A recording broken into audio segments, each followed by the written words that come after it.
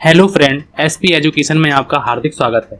आज की क्लास में हम लोग बात करने वाले हैं झारखंड पीजीटी कॉमर्स की जो है वो हम लोगों की क्लास रहने वाली है। और इस क्लास में हम लोग अगर बात करते हैं तो ये क्लास जो है वो झारखंड म्यूनिसिपल कॉर्पोरेशन में भी आप लोगों की काम आएगी। अगर आप लोग झारखंड जेएसएससी की भी तैयारी करते हैं फिर भी आप लोगों की वो वहाँ पर काम आएगी। जेएसएससी की तैयारी करते हैं तो झारखंड के ज़्यादातर कॉमर्स के एग्जामों में ये जो पोर्शन है इससे क्वेश्चन यहाँ से पूछे जाते हैं, क्योंकि ये जो है सिलेबस जो है वो ज़्यादा से ज़्यादा सभी में गिवन होता है। तो इस क्लास की अगर हम लोग बात करते हैं तो ये क्लास जो है वो क्लास नंबर हम लोगों ने 4 कर ली है। 4 तक हम लोगों को मतलब 3 तक हो चुकी है, ये हम लोगों की चौथी क्लास है। और जैसा कि मैंने आप लोगों से पिछली क्लास में ही बोला था कि मैं आप लोगों को इसके एमसीक्यू कराने वाला हूँ। आज हमारे थोड़े से कम एमसीक्यू होंगे, लेकिन हम लोग और भी इनके एमसीक्यू करने वाले हैं। अगली क्लास में आप लोगों को और भी इनके एमसीक्यू मिलेंगे। नेतृत्व क्या होता है इनके बारे में मैं आप लोगों को थ्योरी में और डिटेल में मैं दोनों क्लासें आप लोगों की करा रहा हूँ। आप अच्छी तरीके से आप लोग पढ़ते रहिए और अपनी एग्जाम की तैयारी को अच्छा करते रहिए।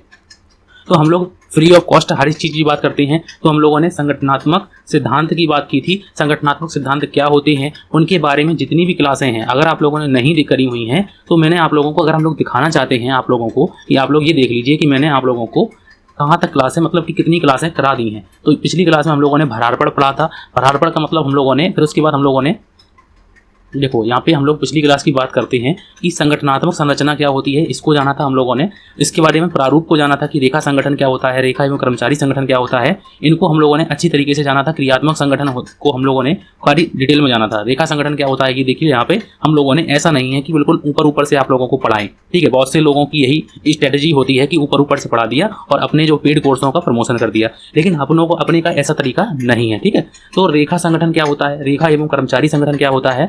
उसके बाद मैंने आप लोगों को क्रियात्मक संगठन बताया था कि क्रियात्मक अथवा कार्यात्मक संगठन क्या होता है। फिर उसके बाद मैंने आप लोगों को क्रियात्मक संगठन की बात अगर हम लोग करते हैं तो यहाँ से क्वेश्चन पूछे जाते हैं कि एफ.डब्ल्यू. टेलर ने इनको 8 भागों में बांटा, इनके 8 अधिकारी होते हैं। तो ये कौन होते हैं? टोली नायक होता है, एक गति नायक होता है, एक निरीक्षक होता है, एक रीढ़ोद्धार नायक जिसे रिपेयर बॉस बोलते हैं, एक कार्यक्रम लिपिक होता है, एक संकेत कार्ड लिपिक होता है, एक समय एवं परिव्यय लिपिक होता है और एक अनुशासक होता है। तो ये सभी मैंने आप लोगों को अच्छी तरीके से कराए हुए थे। फिर मैंने आप लोगों को भराड़पड़ बताया था। भराड़पड़ से आप क्या समझते हैं, भराड़पड़ की क्या क्या विशेषताएं होती हैं, तो इसको मैंने आप लोगों को पिछली क्लासों में इतनी चीज़ें को आप लोगों को कराया था। अगर इससे और पिछली की बात करते हैं तो इससे और पिछले की अगर हम लोग बात करते हैं कि इससे और पिछले में मैंने आप लोगों को क्या कराया था, तो इसकी भी बात हम लोग कर लेते हैं। क्योंकि आप लोग देखिए कि मैंने आप लोगों को अच्छी तरीके से कराया हुआ है कि मैंने आप लोगों को क्या कराया हुआ है। तो यहाँ पे मैंने संगठन बताया हुआ है कि संगठन का वर्गीकरण 2 भागों में किया है, औपचारिक और अनौपचारिक। औपचारिक क्या होता है, औपचारिक की विशेषताएं क्या होती हैं, इनको मैंने आप लोगों को अच्छी तरीके से पढ़ाया था। फिर उसके बाद अनौपचारिक क्या होता है, अनौपचारिक को अच्छी तरीके से पढ़ाने के बाद मैंने आप लोगों को अनौपचारिक की विशेषताओं को अच्छी तरीके से बताया था। ये हम लोगों ने क्लास नंबर 2 की बात की हुई थी। अगर हम लोग बात करते हैं क्लास नंबर 3 की, क्लास नंबर 1 की बात करते हैं, संगठन का अर्थ क्या होता है, संगठन की विशेषताएं क्या होती हैं। फिर मैंने आप लोगों को संगठन के उद्देश्य बताए थे कि संगठन के उद्देश्य क्या क्या होते हैं, संगठन की जो प्रक्रिया या आवश्यक कदम होते हैं, तो ये कदम कितने होते हैं, इनको मैंने आप लोगों को अच्छी तरीके से बताया था। ये जो है ये कदम, जो 6 कदम बताए थे, ये कूटज ओ डोनेल साहब ने बताए थे। तो याद रखिए कि कूटज ओ डोनेल साहब ने, और लेकिन होते कितने हैं, तो ज़्यादातर 8 कदम होते हैं। वो भी मैं आप लोगों को बताने वाला हूँ, कोई दिक्कत की बात नहीं होगी आप लोगों को, ठीक है। फिर उसके बाद मैंने आप लोगों को इतना ही मैंने आप लोगों को यहाँ पर कराया हुआ था। तो अगर आप लोगों ने नहीं देखा हुआ है पिछली क्लासों को तो आप लोग जरूर देखें। तो ये सभी मैंने आप लोगों को कराया हुआ है और आप लोग देख सकते हैं कि मैंने आप लोगों को बता भी दिया, दिखा भी दिया कि आप लोग कोई बात दिक्कत नहीं होगी। अब हम लोग आज की क्लास में करने वाले हैं इनके एमसीक्यू। तो एमसीक्यू जो हैं वो मैंने आप लोगों को यहाँ पे एमसीक्यू कराने वाले हैं, तो अच्छी तरीके से बताने भी वाले हैं कि इस प्रकार से हम लोगों के एमसीक्यू पूछे जा सकते हैं एग्जामों में, ठीक है। तो चलिए हम लोग बिना समय गवाए अपना स्टार्ट करते हैं, हम लोग अपने अध्ययन की तैयारी को, ठीक है। हम लोगों को अच्छी तैयारी करनी है और कम समय में करनी होती है, ठीक है।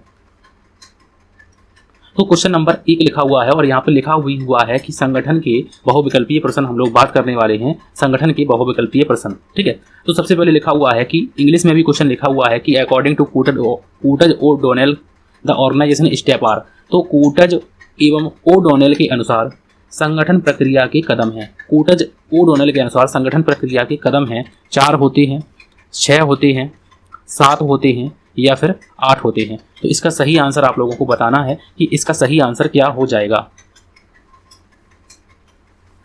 तो इसका जो सही आंसर है वो आप लोगों को बताना। तो इसका जो सही आंसर है वो अभी मैंने आप लोगों को बताया है कि कूटज ओडोनेल ने जो 6 प्रकार वो 7 बताए हुए हैं, वो मैं आप लोगों को बता दूंगा कि ये कौन सा बताया हुआ है। ठीक है, पिछली क्लासों में मैंने बताया तो है, लेकिन 6 आपको बताया हुआ है, एक और होता है। तो कूटज एवं ओडोनेल के अनुसार संगठन प्रक्रिया के कदम, देखो यहाँ पे ये नहीं पूछा जाएगा कि ये किसके कदम है। सबसे पहले आप लोग इनकी याद रखिए कि संगठन प्रक्रिया के स्टेप क्या क्या होते हैं, उनको याद रखिए कि संगठन प्रक्रिया के ये स्टेप होते हैं। सामान्यता पूछा जाता है कि सामान्यता संगठन प्रक्रिया के कदम होते हैं। ठीक है, तो यहाँ से क्वेश्चन तो पूछा जाता है, लेकिन यहाँ से क्वेश्चन हो सकता है यहाँ से क्वेश्चन ना मिले आप लोगों को देखने को। तो इसके जो कदम होते हैं वो कितने होते हैं, तो इसका राइट आंसर क्या है, तो इसका राइट आंसर है सी ऑप्शन, बिल्कुल सही आंसर हो जाएगा कि कूटज एवं ओडोनेल के अनुसार संगठन प्रक्रिया के जो कदम होते हैं वो 7 होते हैं। हो सकता है आप लोगों को स्टेटमेंट वाइज क्वेश्चन भी देखने को मिल सकते हैं। ठीक है, लेकिन समझ विकसित तभी होगी आप लोगों की जब आप लोग अच्छी तरीके से अपनी थ्योरी को करेंगे कवर। ठीक है, अब थ्योरी कवर नहीं करेंगे तो आप लोगों को कैसे हो पाएगा। ठीक है, तो दूसरा जो लिखा हुआ है दूसरा क्वेश्चन कि संगठन प्रक्रिया के, यहाँ से क्वेश्चन ये क्वेश्चन हो सकता है पूछा जाए कि संगठन प्रक्रिया के कदम होते हैं। यहाँ पे कोई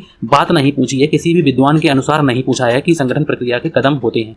तो संगठन प्रक्रिया के जो कदम होते हैं वो 2 होते हैं, 4 होते हैं, 6 होते हैं या फिर 8 होते हैं। तो इसका सही आंसर आप लोगों को बताना है। तो हम लोग कदम की बात कर लेते हैं कि संगठन प्रक्रिया के कदम की बात करते हैं। संगठन प्रक्रिया के कदम, आवश्यक कदम की बात करें या फिर हम लोग क्या बात करें, कदम की बात करें या फिर प्रक्रिया की बात करें या फिर स्टेप की बात करें। ठीक है, तो वो स्टेप जो हैं वो हम लोग देख लेते हैं कि वो स्टेप कौन कौन से हैं। पहले नंबर की अगर हम लोग बात करते हैं तो पहला नंबर है कि संस्था के उद्देश्यों एवं लक्ष्यों का निर्धारण करना, कि संस्था जो हम लोग जिस उद्देश्य के लिए हम लोग बनाते हैं और वो उद्देश्य हम लोगों के निर्धारित होने चाहिए। तो संस्था के, सबसे पहले हम लोग लिखेंगे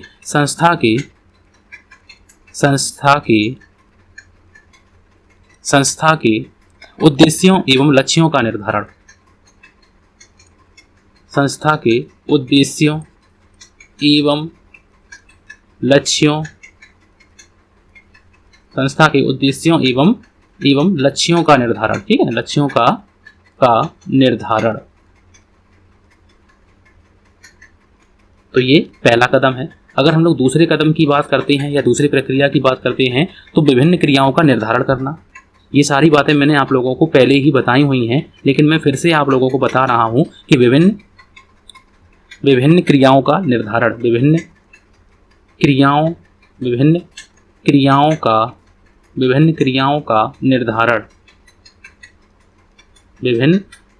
का निर्धारण करना। ये तीसरा कदम जो है उसको क्या कहते हैं, तो उसमें जो है क्रियाओं का श्रेणीबद्ध करना, क्रियाओं का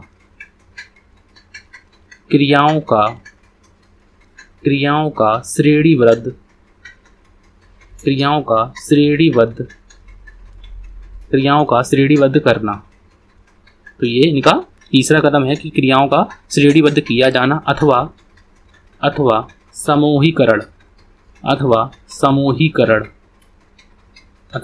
समूहीकरण किया जाना। ठीक है, जो चौथा कदम है वो क्या है, तो वो है कर्मचारियों के मध्य कार्य का वितरण करना, कर्मचारियों के मध्य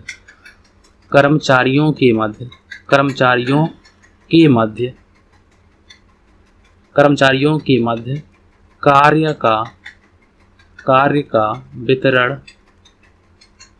का वितरण करना, ये इनका चौथा कदम है। और भी कदम होते हैं, इनको भी देख लेते हैं। तो पांचवा कदम क्या है उसको भी देख लेते हैं। तो पांचवा जो कदम है वो है अधिकार, सत्ता, कर्तव्यों एवं दायित्वों की व्याख्या। अधिकार,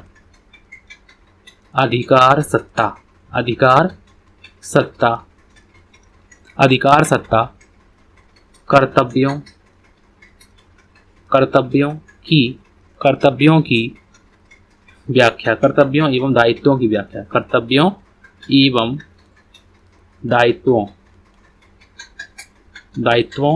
की व्याख्या। जो छठवां कदम है वो क्या है, तो जो छठवां कदम है वो है अधिकारों को सौंपा जाना। ठीक है, अधिकारों को सौंपा जाना,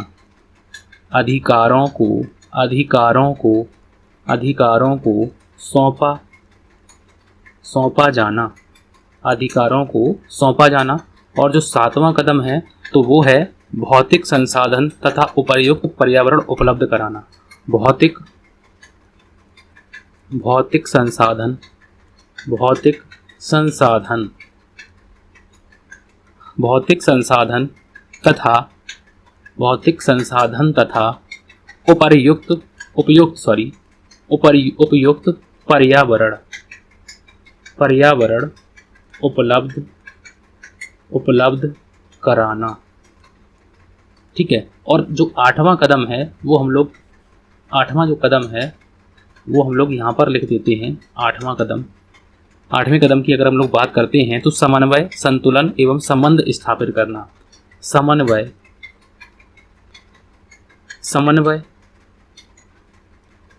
संतुलन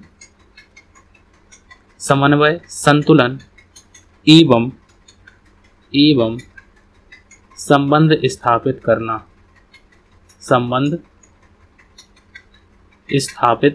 करना।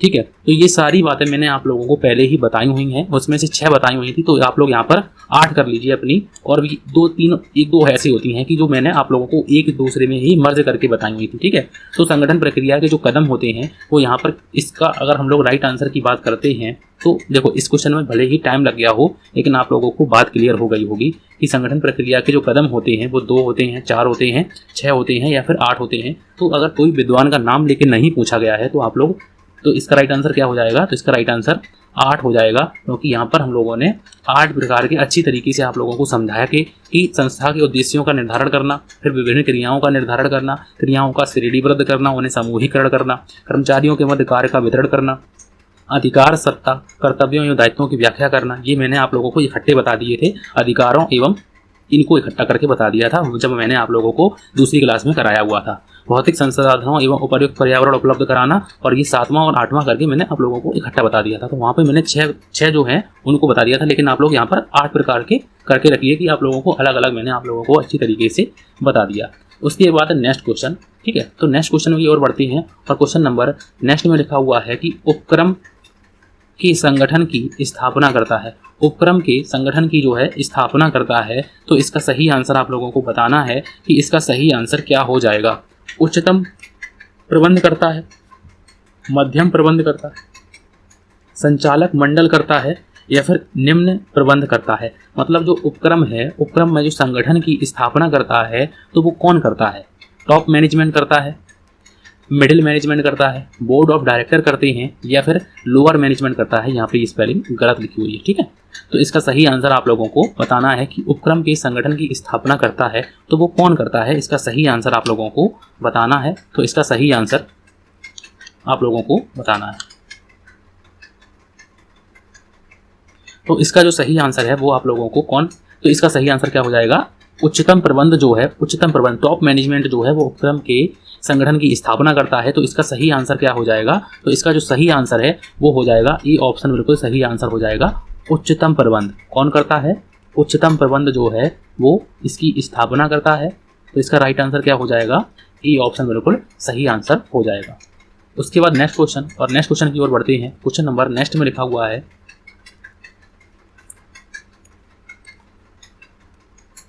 क्वेश्चन नंबर नेक्स्ट में लिखा हुआ है कि गलत संगठन संरचना व्यावसायिक निष्पादन को रोकती है तथा यहाँ तक कि उसे नष्ट कर देती है। यह कथन किसका है? कि अगर हम लोग गलत संगठन संरचना बना लेते हैं तो व्यवसायिक निष्पादन को रोकती तो है, बाधा तो उत्पन्न करेगी ही करेगी, लेकिन हो सकता है वो व्यवसाय को भी नष्ट कर दे। यह कथन किसका है? तो यह कथन तो है वो ड्रंकर साहब का है। ये ड्रंकर लिखा हुआ है, ड्रंकर साहब का है, टेरी साहब का है, एलन साहब का है, या फिर ब्रेथ का। तो इसका सही आंसर आप लोगों को बताना है। तो इसका जो सही आंसर है, तो इसका सही आंसर क्या हो जाएगा? ये ऑप्शन बिल्कुल सही आंसर हो जाएगा कि ये बात जो है वो किसने कही थी? वो ड्रंकर साहब ने कही थी। तो इसका सही आंसर हो जाएगा, ये ऑप्शन बिल्कुल सही आंसर हो जाएगा। उसके बाद नेक्स्ट क्वेश्चन, और नेक्स्ट क्वेश्चन में लिखा हुआ है क्वेश्चन नंबर 5वें नंबर की अगर हम लोग बात करते हैं कि संगठन प्रक्रिया में निहित है। संगठन प्रक्रिया में अगर हम लोग निहित की बात करते हैं, और अभी मैंने आप लोगों को बताया हुआ है कि संगठन प्रक्रिया बोले या फिर कदम बोले एक ही बात है, या फिर स्टेप बोले, ठीक है, तो एक ही बात है। तो इसका सही आंसर आप लोगों को बताना है कि संगठन प्रक्रिया में क्या क्या निहित है, मतलब इसमें होता है। तो समान कार्यों का समूहीकरण करना, तो ये बात बिल्कुल इसमें शामिल होती है, मैंने अभी आप लोगों को बताई हुई है। कार्य का विभाजन जो है वो इसमें शामिल होता है या नहीं होता है। उपयुक्त व्यक्तियों को कार्य का सौंपा जाना, तो ये भी होता है और ये भी होता है। तो इसलिए जो राइट आंसर है, तो इसका राइट आंसर क्या हो जाएगा, ये सभी जो हैं वो इसके कदम में शामिल होते हैं। तो इसका राइट आंसर क्या हो जाएगा, ये सभी जो हैं इसमें शामिल होते हैं। और अभी मैंने आप लोगों को बताए हुए भी हैं कि ये देखिए यहाँ पे लिखे हुए हैं, मैंने आप लोगों को अच्छी तरीके से बताए हुए थे। ये देखिए संस्था के उद्देश्यों, यहाँ पे लिखा हो विभिन्न क्रियाओं का निर्धारण करना, देखो समूहीकरण करना, ठीक है। तो पहला ऑप्शन आप लोगों का तो ये हो गया था, ठीक है। उसके बाद कर्मचारियों के मध्य कार्य का वितरण करना, तो ये लास्ट वाला ऑप्शन हो गया था। तो इस प्रकार से आप लोग अच्छी तरीके से कर सकते हैं, ठीक है। उसके बाद नेक्स्ट क्वेश्चन और 6वां नंबर क्वेश्चन लिखा हुआ है, 6 नंबर में लिखा हुआ है कि संगठन में अनुशासन नहीं है। संगठन में अनुशासन नहीं है, विभागीय संगठन में, क्रियात्मक संगठन में, औपचारिक संगठन में या फिर अनौपचारिक संगठन में। तो कौन से संगठन में जो है वो अनुशासन नहीं होता है। अगर आप लोगों ने संगठन को अच्छी तरीके से पढ़ा होगा कि मैंने आप लोगों को संगठन जो है संगठन का वर्गीकरण, संगठन का जो वर्गीकरण है वो मैंने आप लोगों को दो भागों में बताया हुआ था कि एक को कहते हैं हम लोग औपचारिक संगठन, एक को क्या कहते हैं औपचारिक संगठन। इसको मैंने अच्छी तरीके से आप लोगों को समझाया हुआ था। और एक को कहते हैं हम लोग अनौपचारिक संगठन। एक को क्या कहते हैं, अनौपचारिक संगठन कहते हैं। तो इसको भी मैंने आप लोगों को अच्छी तरीके से समझाया हुआ था कि क्या क्या इसमें बातें होती हैं। तो संगठन में कौन सी संगठन में अनुशासन नहीं होता है, तो इसका सही आंसर आप लोगों को बताना है। तो इसका सही आंसर बिल्कुल सही आप लोग भी लगा रहे हैं कि डी ऑप्शन बिल्कुल सही आंसर हो जाएगा कि जो है अनौपचारिक संगठन में वो स्वतः ही निर्मित हो जाता है। अगर हम लोग बहुत समय तक एक दूसरे के साथ कार्य करते हैं तो जहाँ औपचारिक संगठन होता है वहाँ पर अनौपचारिक संगठन ऑटोमेटिक आ जाता है। डेली में हम लोग अपनी आपस में बातें करते रहते हैं, ठीक है। तो इस प्रकार इसको अच्छी तरीके से आप लोग देखिए, वहाँ समझिए, आप लोगों को एक एक बात बिल्कुल समझ में आ जाएगी, ठीक है। उसके बाद नेक्स्ट क्वेश्चन, और नेक्स्ट क्वेश्चन में लिखा हुआ है क्वेश्चन नंबर 7 में लिखा हुआ है, क्वेश्चन नंबर 7 में लिखा हुआ है कि संगठन में पक्षपात नहीं होता है। कौन से संगठन में पक्षपात नहीं होता है, ये क्वेश्चन पूछा गया है कि औपचारिक संगठन में पक्षपात नहीं होता है, अनौपचारिक संगठन में पक्षपात नहीं होता है, विभागीय संगठन में पक्षपात नहीं होता है या फिर क्रियात्मक संगठन में पक्षपात नहीं होता है। तो मैंने आप लोगों को क्रियात्मक संगठन पढ़ाया है, औपचारिक संगठन पढ़ा दिया है और आप लोगों को अनौपचारिक संगठन पढ़ा दिया है। बस आप लोगों को विभागीय संगठन पढ़ाना है, तो वो मैं आप लोगों को जल्द से जल्द पढ़ा दूंगा, ठीक है। तो संगठन में पक्षपात नहीं होता है, तो याद रखिए कि औपचारिक संगठन जो प्रॉपर संगठन चलेगा अच्छी तरीके से उसे औपचारिक संगठन कहते हैं। और औपचारिक संगठन में पक्षपात नहीं होता है। तो इसका राइट आंसर क्या हो जाएगा, ए ऑप्शन बिल्कुल सही आंसर हो जाएगा। ए ऑप्शन औपचारिक संगठन में पक्षपात नहीं होता है। उसके बाद नेक्स्ट क्वेश्चन, और नेक्स्ट क्वेश्चन में लिखा हुआ है क्वेश्चन नंबर 8 नंबर की अगर हम लोग बात करते हैं कि कर्मचारियों की स्वेच्छा पर निर्भर करता है। कर्मचारियों की स्वेच्छा पर निर्भर करता है, कौन सा संगठन कर्मचारियों की स्वेच्छा पर निर्भर करता है, औपचारिक संगठन, क्रियात्मक संगठन, अनौपचारिक संगठन या फिर विभागीय संगठन। तो ऐसा कौन सा संगठन है जो कर्मचारियों की स्वेच्छा पर निर्भर करता है, तो इसका सही आंसर है वो आप लोगों को बताना है। तो इसका जो सही आंसर है तो वो कौन सी जो है स्वेच्छा पर निर्भर करता है, इच्छा पर निर्भर करता है, तो वो अनौपचारिक होगा। क्योंकि हम बॉस से अपने जो ऊपर जो अधिकारी है उससे एक तरीके से फ्रैंक होकर बात करते हैं। और वो हम लोगों को बहुत सालों से काम करते हुए, अगर हम लोग बहुत सालों से एक साथ काम करते हैं तो वहाँ पर अनौपचारिक संगठन स्वतः ही विकसित हो जाता है। तो वहाँ पर हम लोग अपनी इच्छा पर भी कभी कभी इच्छा भी दिखा सकते हैं कि आज हमारा मन नहीं है या फिर आज हमारा थोड़ा सा दिक्कत है, तो हम लोग इच्छा पर निर्भर करता है कर्मचारियों की, तो वो एक तरीके से अनौपचारिक संगठन इसको कह सकते हैं। तो इसका सही आंसर जो है वो सी ऑप्शन बिल्कुल सही आंसर हो जाएगा। उसके बाद नेक्स्ट क्वेश्चन, और नेक्स्ट क्वेश्चन में लिखा हुआ है क्वेश्चन नंबर 9 में लिखा हुआ है कि अनौपचारिक संगठन की दशा में सत्ताएं होती हैं। अनौपचारिक संगठन में जो है वो दशा में सत्ताएं कैसी होती हैं, विकेंद्रीकृत होती हैं, केंद्रित होती हैं, समान रूप से वितरित होती हैं या फिर इनमें से कोई नहीं। अनौपचारिक संगठन में सत्ताएं जो होती हैं वो कैसी होती हैं, इसका सही आंसर आप लोगों को बताना है। तो इसका जो सही आंसर है वो आप लोगों को बताना है। तो इसका जो सही आंसर है वो है कि अनौपचारिक संगठन में जो सत्ताएं होती हैं वो किसी भी प्रकार की नहीं होती हैं। तो इसका राइट आंसर क्या हो जाएगा, इनमें से कोई नहीं, इसका सही आंसर हो जाएगा। उसके बाद नेक्स्ट क्वेश्चन, और नेक्स्ट क्वेश्चन में लिखा हुआ है क्वेश्चन नंबर, अगर हम लोग 10 की बात करते हैं, क्वेश्चन नंबर 10 की बात, संगठन स्वतः निर्मित होता है, ऐसा कौन सा संगठन होता है जो स्वतः निर्मित होता है? ये बात मैंने आप लोगों को बताई हुई है कि क्रियात्मक संगठन, अनौपचारिक संगठन, औपचारिक संगठन या फिर विभागीय संगठन। ऐसा कौन सा संगठन है जो स्वतः निर्मित होता है कि ऑर्गेनाइजेशन इज ऑटोमेटिकली फॉर्म्ड? तो इसका सही आंसर है जो है वो हो जाएगा बी ऑप्शन। जो बी ऑप्शन है वो इसका सही आंसर हो जाएगा, और आप लोगों ने डिटेल में किया होगा तो बिल्कुल समझ में आ गया होगा। उसके बाद नेक्स्ट क्वेश्चन, और नेक्स्ट क्वेश्चन में लिखा हुआ है क्वेश्चन नंबर 11 की बात करते हैं कि भरारपण। भरारपण का मतलब मैंने आप लोगों को बताया है कि कार्य को सौंपा जाना, किसी दूसरे को कार्य को सौंपा जाना, ठीक है। तो भरारपण किया जा सकता है, भरारपण किया जा सकता है, किसका भरारपण किया जा सकता है? याद रखिए ये मोस्ट क्वेश्चन है, ये बहुत से एग्जामों में पूछा जाता है। तो अधिकार का हम लोग भरारपण कर सकते हैं, उत्तरदायित्व का भरारपण कर सकते हैं, जवाबदेही का भरारपण नहीं कर सकते हैं, याद रखिए, ठीक है। तो इसका सही आंसर है कि भरारपण किया जा सकता है। तो भरारपण किसका हम लोग कर सकते हैं? तो इसका सही आंसर जो है वो अधिकार का हम लोग भरारपण कर सकते हैं। तो इसका राइट आंसर क्या हो जाएगा? ए ऑप्शन बिल्कुल सही आंसर हो जाएगा। ना तो उत्तरदायित्व का और ना ही हम लोग जवाबदेही का भरारपण कर सकते हैं, ठीक है। अभी मैं आप लोगों को जवाबदेही पढ़ाऊंगा, ठीक है। विभागीय संगठन आप लोगों को पढ़ाना है, नेतृत्व पढ़ाना है, तो ये सारी बातें मैंने आप लोगों को जरूर कराऊंगा, ठीक है। लेकिन मैंने आप लोगों को एमसीक्यू इसलिए करा दिए हैं कि आप लोग भी देख लीजिए कि हम लोग अच्छी तरीके से तैयारियों को करते हैं, ठीक है।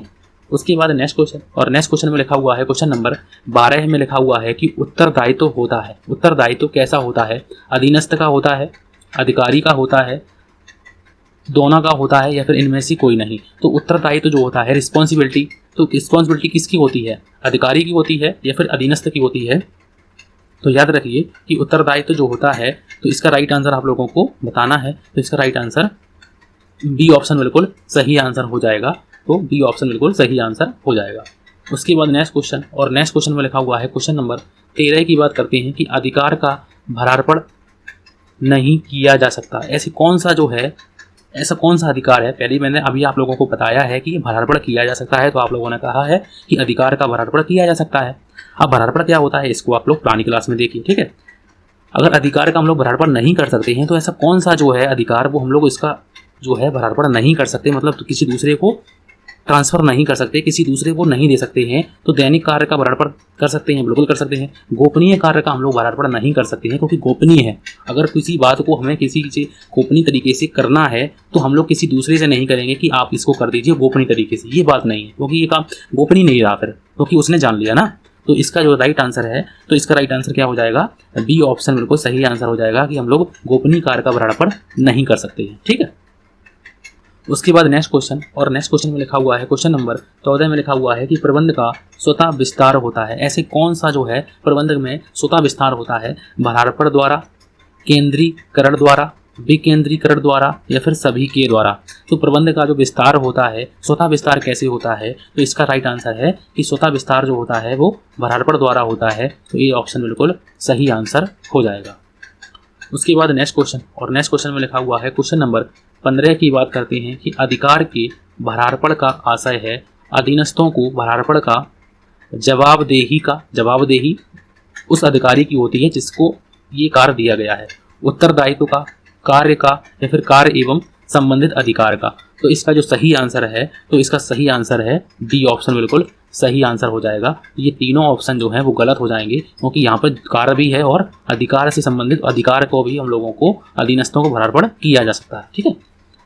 उसके बाद नेक्स्ट क्वेश्चन, और नेक्स्ट क्वेश्चन में लिखा हुआ है क्वेश्चन नंबर 16 की बात करते हैं क्वेश्चन नंबर 16 में कि बड़े आकार वाले उपक्रम में भरारपण होता है। बड़े आकार वाले उपक्रम में भरारपण होता है, ऐच्छिक होता है, आवश्यक होता है, अनिवार्य होता है, या फिर इनमें से कोई नहीं? तो बड़े आकार वाले उपक्रम में भरारपण होता है, तो इसका सही आंसर क्या हो जाएगा? तो इसमें जो है वो अनिवार्य हो जाएगा। और अगर छोटे आकार वाले की अगर हम लोग बात करते हैं तो वहाँ पर ऐच्छिक भी हो सकता है और अनावश्यक भी हो सकता है, ठीक है। तो इसका राइट आंसर फिलहाल इस ऑप्शन का जो सही आंसर है वो है सी ऑप्शन बिल्कुल सही आंसर हो जाएगा। उसके बाद नेक्स्ट क्वेश्चन, और नेक्स्ट क्वेश्चन में लिखा हुआ है क्वेश्चन नंबर 17 में लिखा हुआ है कि प्रभावी भरारपण के लिए आवश्यक है। प्रभावी इफेक्टिव भरारपण के लिए आवश्यक क्या है? संपर्क की सुविधा, सहयोग तथा समन्वय का पर्यावरण, अधिकारों का स्पष्ट स्पष्टीकरण। तो ये सभी जो है, तो ये सभी इसके सही आंसर हो जाएंगे। अगर आप लोगों ने थ्योरी की क्लास को अच्छी तरीके से किया होगा तो आप लोग इन क्वेश्चनों को आराम से और ईजी तरीके से करते हुए जाएंगे, क्योंकि मैं आप लोगों को कोशिश करता हूँ अपनी लैंग्वेज में समझाने की। किताब की लैंग्वेज तो आप लोगों को मालूम ही है, ठीक है, लेकिन हम लोग कुछ अपनी भी आप लोगों को उदाहरण देते हैं जिससे आप लोग अच्छी तरीके से समझ सकते हैं। ठीक है, उसके बाद आज का हम लोगों का आखिरी क्वेश्चन लिखा हुआ है, और भी क्वेश्चन करेंगे आप लोग। ठीक है, और भी क्वेश्चन करने वाले हैं, लेकिन आप लोगों को नेक्स्ट क्लास हम लोगों को आएगी विभागीय। देखो हम लोगों को क्या क्या पढ़ना है, हम लोगों को विभागीय संगठन पढ़ना है। ठीक है, साथ ही साथ में हम लोग सभी बातों को क्लियर करते हुए चलेंगे कि हम लोग क्या क्या पढ़ने वाले हैं। विभागीय संगठन पढ़ेंगे, हम लोग नेतृत्व पढ़ेंगे, नेतृत्व क्या होता है इसको पढ़ेंगे, जवाबदेही को पढ़ेंगे, जवाबदेही क्या होती है, कैसे होती है, विशेषताएं क्या होती हैं, तो इनको पढ़ेंगे। ठीक है, तो ये सभी जो है वो हम लोगों को अभी भी पढ़ने हैं। अधिकार को पढ़ेंगे, अधिकार क्या होते हैं, उत्तरदायित्व क्या होते हैं। अधिकार एक होता है उत्तरदायित्व, एक जैसे लगते हैं लेकिन अलग अलग होते हैं। अधिकार, उत्तरदायित्व और जवाबदेही, इनको भी हम लोगों को अच्छी तरीके से पढ़ना है। केंद्रीकरण और विकेंद्रीकरण को हम लोगों को पढ़ना होगा कि केंद्रीकरण का अर्थ क्या होता है, इनको भी पढ़ना होगा। विकेंद्रीकरण का अर्थ और उसकी विशेषताओं को पढ़ना होगा। विकेंद्रीकरण को भी हम लोगों को पढ़ना है। विकेंद्रीयकरण इसको भी पढ़ना है, उसकी विशेषताओं को। ये सभी बातें हम लोगों को करनी होगी और हम लोग अपनी तरीके से अच्छी तरीके से आप लोगों को बताएंगे। क्वेश्चन नंबर 18 की बात करते हैं कि प्रभावशाली अधिकार हस्तांतरण के लिए उत्तरदायित्व के साथ होना अति आवश्यक है। तो अगर हम लोगों को प्रभावशाली अधिकार दिया गया है, हस्तांतरण किया गया है, तो उसमें जो है हमें अधिकार भी होने चाहिए। तो उसका जो राइट आंसर क्या होगा, तो इसका राइट आंसर होगा अधिकार। तो इसका राइट आंसर होगा अधिकार, क्योंकि मैंने आप लोगों को क्वेश्चन ही पढ़ते हुए बोल दिया है कि हम लोगों को, अगर मैंने आप लोगों को कोई कार दिया है, ठीक है, तो कोई कार अगर दिया है तो उसमें आप लोगों को कुछ अधिकार भी दिए जाते हैं जिससे आप लोगों को ये अधिकार हो। कोई मान लो आप लोगों से ये ना कहे कि ये काम क्यों कर रहे हो तुम, तो मैं आप लोग वहाँ पे बोल सकें कि मुझे ये अधिकार दिया गया है, मेरे पास एक अधिकार है कि हम ये कार्य कर सकते हैं। तो हमें क्या देना होगा, साथ में आप लोगों को अधिकार भी देना होगा। ठीक है, कार्य तो देना है प्लस हमें उसको अधिकार भी देना चाहिए। अगर उसके पास अधिकार नहीं होगा तो वो कार्य कैसे कर पाएगा। ठीक है, तो इसका राइट आंसर क्या हो जाएगा, ये ऑप्शन बिल्कुल सही आंसर हो जाएगा। ठीक है, अगर आप लोगों को आज की क्लास अच्छी लगी तो प्लीज़ आप लोग लाइक जरूर कर दिया करें, क्योंकि मैं आप लोगों के लिए ऐसे ही आगे और भी क्लासें बनाने की पूरी कोशिश करूंगा। और मैंने आप लोगों को ऐसे ही नहीं, अपने चैनल पर कम से कम 300 से ज़्यादा क्लासें आप लोगों की मैंने अपलोड कर दी हैं कॉमर्स से रिलेटेड। आप लोग अच्छी तरीके से अपने एग्जाम को करते रहिए। हम लोग 11 की क्लास भी करते हैं, चाहे हम लोग क्लास 12 की बात करें, क्लास 11 और क्लास 12 वो भी करते हैं। हम लोग बीकॉम की सभी सेमेस्टर की क्लासें हम लोग अच्छी तरीके से करते हैं। झारखंड की बात हम लोग करते हैं, बिहार की बात हम लोग करते हैं, यूपी टीजीटी पीजीटी की बात करते हैं हम लोग। तो मैं सभी एग्जाम की जितने भी कॉमर्स से रिलेटेड हैं वो भी करने वाले हैं, और आप लोगों को अगर जो है वो भी मैं आप लोगों को बहुत ही जल्द कराने वाला हूँ। ठीक है, तो बस आप लोग अच्छी तरीके से अपने चैनल से जुड़े रहिए और अपने चैनल को आगे शेयर करते रहिए। तो आज की क्लास के लिए थैंक यू फॉर वॉचिंग।